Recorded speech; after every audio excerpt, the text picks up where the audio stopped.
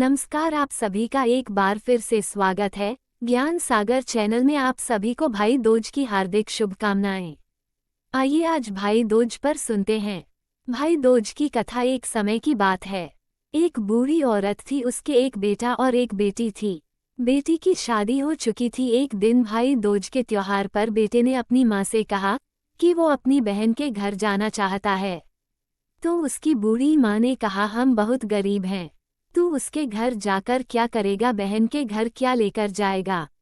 लेकिन उसका बेटा मान ही नहीं रहा था और बेटे की जिद के आगे उस बूढ़ी औरत ने उसे जाने की अनुमति दे दी।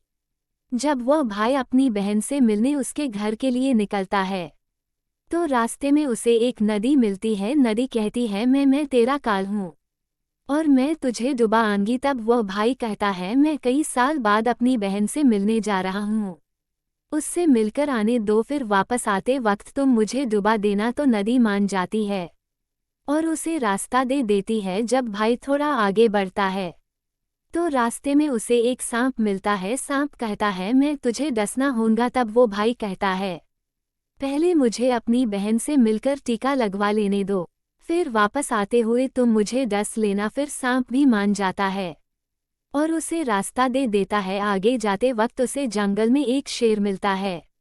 शेर कहता है, मैं तुझे खाऊंगा। तो भाई उसे भी कहता है, मैं पहले अपनी बहन से तिलक करवा लूं, फिर लौटते वक्त तुम मुझे खा लेना।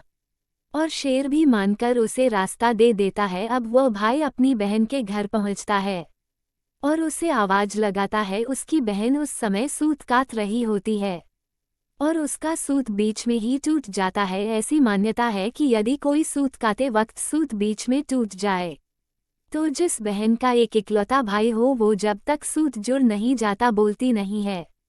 इसलिए उसकी बहन उसकी आवाज सुनने के बाद भी कुछ नहीं कहती। अब भाई की आवाज सुनकर जब बहन जवाब नहीं देती तो वो भाई सोचता है कि मैं गरीब हूं ना, शायद इसलिए मेरी बहन मुझसे बात नहीं करना चाहती। मुझे यहाँ से चले ही जाना चाहिए और यहाँ आना ही नहीं चाहिए था। ये सोचकर वह वापस जाने लगता है। इतने में उसकी बहन का सूत जुड़ जाता है।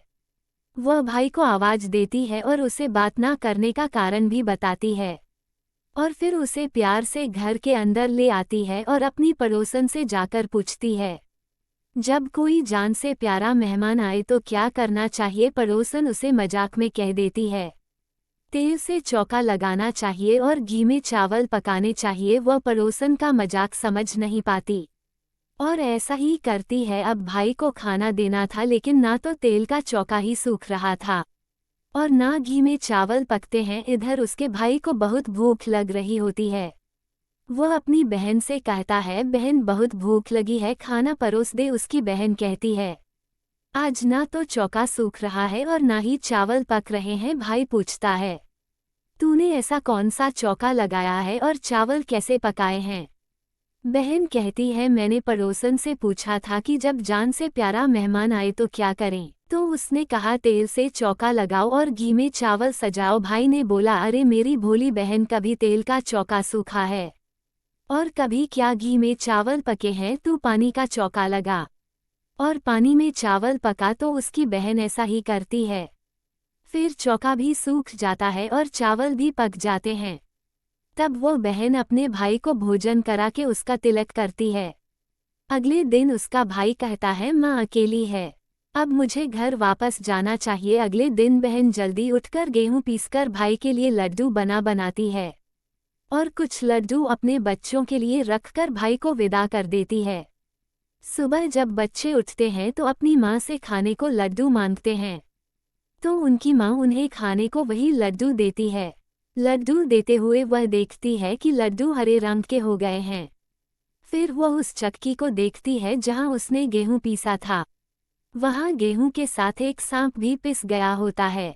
वो उन लड्डुओं को फेंक देती है और भाई के पीछे भागती है कि कहीं उसका भाई वो लड्डू ना खा ले। तो रास्ते में उसे एक पेड़ के नीचे अपना भाई लेटा हुआ दिखता है।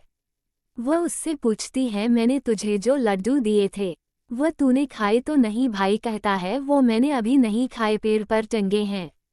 वह पेड़ से लड्डू उतारती है और गड्ढा करके उन लड्डुओं को वही गाड़ देती है और अपने भाई को सारी बात बताती है। उसका भाई कहता है, तूने मुझे एक बार तो मौत से बचा लिया, पर मैं पीछे कईयों को साई देकर आया हूँ। और वह बहन को सारी बात बताता है। वो दोनों वहाँ बैठे बात ही कर रहे होते हैं। तभी बहन भाई से पानी मांगती है। भाई कहता है, थोड़ी दूर एक तालाब है, मैं वहाँ से पानी लेकर आता हूँ। बहन बोली, नहीं, मैं खुद जाती हूँ और पानी पीकर आती हूँ। बहन तालाब पर पहुंचकर देखती है कि वहाँ एक बूढ़ी औरत बैठी हुई होती है। वो उसके पास आकर उससे पूछती है, तुम यहाँ क्या कर रही हो? तब वो बूढ़ी औरत कहती है, मैं विधाता हूँ, एक बहन के भाई का रास्ता देख रही हूँ। तब वो बहन पूछती है, माता वो कौन सा भाई है? तब विधाता कहती है, एक भाई जिसके प्यार में उसकी बहन ने एक सांप की हत्या कर दी है।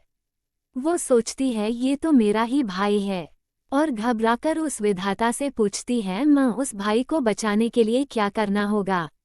विधाता उसे बताती है, उसकी एक ही बहन है, जब वो उसे गालियाँ दे और उसकी शादी होने तक यदि वह हर घात टालते जाए तो उसका भाई बच सकता है। वो तुरंत अपने भाई के पास जाकर उससे कहती है कि मैं तुझे घर तक छोड़ने चलूंगी, पर रुक, मैं अभी आती हूँ। फिर वह शेर के लिए मांस, सांप के लिए दूध और नदी के लिए उड़नी लेकर आती है। और भाई बहन वहां से आगे बढ़ते हैं। रास्ते में उन्हें शेर मिलता है। जब वह उसके भाई को खाने के लिए आता है तो बहन उसे मांस का टुकड़ा डाल देती है। शेर मांस के टुकड़े को खाने में लग जाता है और दोनों भाई बहन वहां से आगे बढ़ जाते हैं। आगे उन्हें सांप मिलता है। जैसे ही सांप उसे से डसने आता है तो बहन दूध का कटोरा सांप के आगे रख देती है। सांप दूध पीने लग जाता है और दोनों वहां से भी आगे बढ़ जाते हैं। अब रास्ते में उन्हें नदी मिलती है जो भाई को डुबाने के लिए तैयार रहती है। तो बहन उस नदी को उड़ने उड़ा देती है। खुश होकर नदी उन्हें रास्ता दे देती है।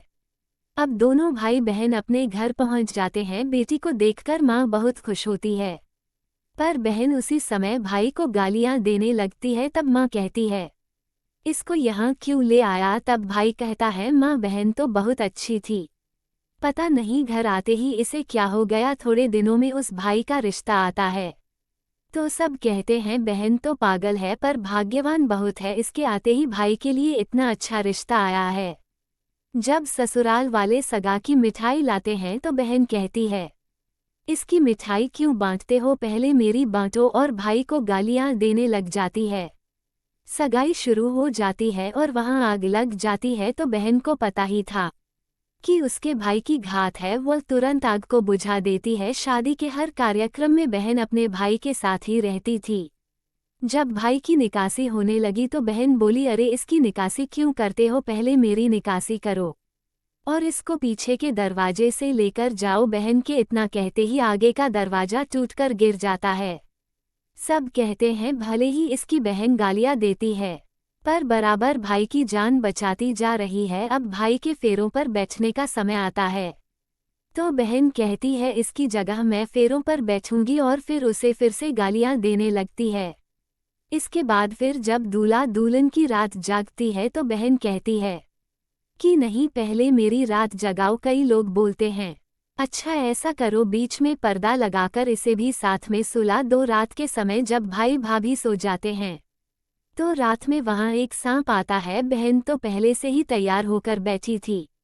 उसे पता था उसके भाई की घात है। वो उस सांप को पकड़कर टोकरे में बंद करके सो जाती है। आज वो कई दिनों बाद निश्चिंत होकर सोई थी।